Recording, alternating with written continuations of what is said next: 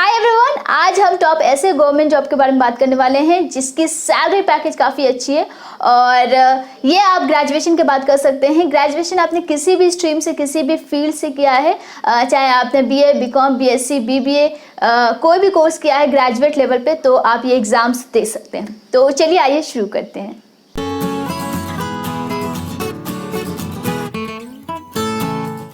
सबसे पहला है UPSC civil services examination. UPSC union public service commission is one of the most prestigious and demanding examination.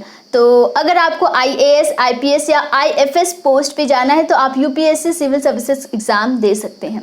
Exam pattern की बात करें तो इसमें 3 फेजेस होते हैं, prelim, mains and interview round. Prelim में आपके 2 पेपर्स होते हैं जो कि 2-2 घंटे के होते हैं और मेन में आपके टोटल 7 पेपर्स होते हैं जो कि 3-3 घंटे के होते हैं और उसके बाद आपका इंटरव्यू राउंड होता है।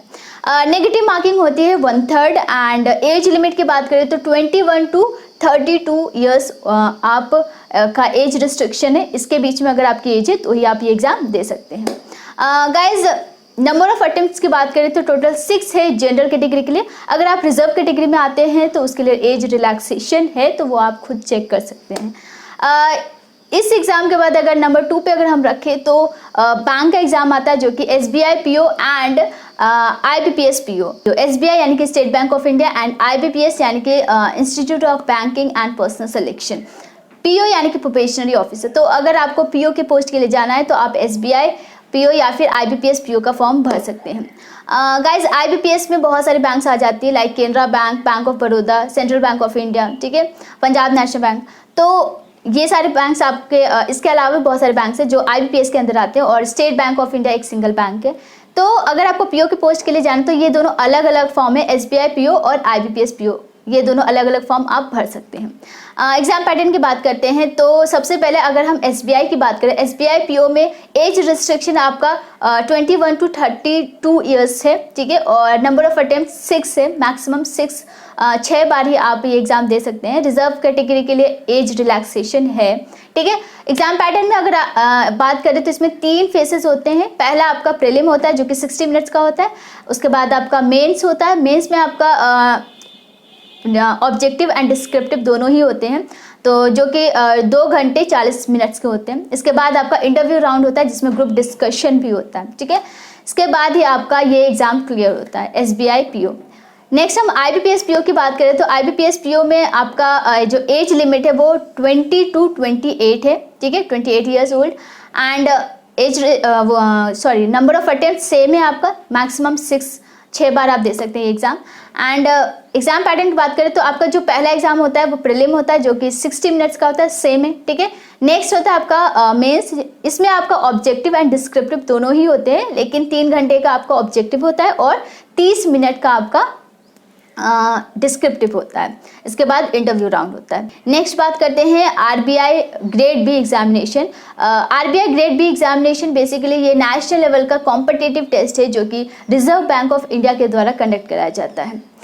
ये बेसिकली ग्रेड बी में जो ऑफिसर्स होते हैं उनके रिक्रूटमेंट के लिए होता है। LIC AAO एग्जामिनेशन, LIC यानी कि life insurance corporation is one of the largest company in insurance sector और इसका एग्ज़ाम लास्ट टाइम 2016 में हुआ था और उसके बाद 2019 में इसका नोटिफिकेशन डेट आया है, तो यानी कि 2020 में इसका एग्ज़ाम है। एंड गाइज, नेगेटिव मार्किंग की बात करें तो इसमें कोई नेगेटिव मार्किंग नहीं है, तो LIC AAO एग्जामिनेशन आप भर सकते हैं। काफ़ी अच्छी पोस्ट है और इसमें पोस्ट वाइज एलिजिबिलिटी क्राइटेरिया है, मतलब आप इसमें सिर्फ एक ही पोस्ट के लिए फॉर्म भर सकते हैं, एक से ज़्यादा पोस्ट के लिए फॉर्म नहीं भर सकते, ठीक है। और ये आपके एलिजिबिलिटी क्राइटेरिया को फुलफिल करना चाहिए, यानी कि बीटेक, BE, MCA वगैरह अलग अलग एलिजिबिलिटी क्राइटेरिया है, पोस्ट वाइज है, ठीक है, तो वो आपको चेक करना होगा। SBI clerk and IBPS clerk, तो ये दोनों ही एग्जाम ऑलमोस्ट सेम ही है। इसकी जो सैलरी पैकेज है उसमें थोड़ा सा डिफरेंस है, ठीक है। SBI की जो सैलरी है SBI क्लर्क की वो थोड़ी ज़्यादा है IBPS क्लर्क के कंपैरिजन में। इसमें इंटरव्यू राउंड नहीं होता है। और एज लिमिट की बात करें तो 20 to 28 ईयर्स एज लिमिट है इसमें। SSC CGL staff selection commission, SSC CGL basically ये ग्रेजुएट लेवल के लिए है एंड इसमें भी आपके टोटल 4 टीयर्स होते हैं। पहला टीयर में आपका प्रीलिम होता है जो कि 1 घंटे का होता है, उसके बाद आपका सेकेंड टीयर में मेंस होता है, ये आपके जो मेंस है 120 मिनट्स का होता है। उसके बाद टियर 3 जो है ये डिस्क्रिप्टिव होता है और ये 60 मिनट्स का होता है। एंड देन टियर 4 में आपका बेसिकली आपका कंप्यूटर प्रोफिशिएंसी टेस्ट होता है। उसके बाद आपका स्किल एंड डॉक्यूमेंट वेरिफिकेशन होता है।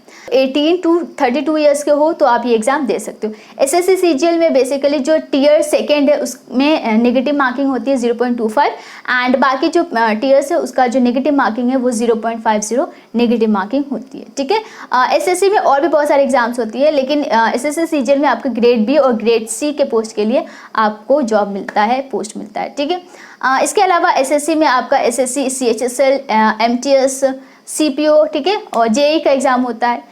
इस चैनल को सब्सक्राइब कर लीजिए। इस चैनल पे करियर से रिलेटेड बहुत सारी वीडियोस आती रहती है, किसी भी फील्ड से रिलेटेड आ सकती है। तो सब्सक्राइब करने के साथ साथ नोटिफिकेशन बेल को ज़रूर प्रेस कर दीजिएगा। So thank you so much and take care.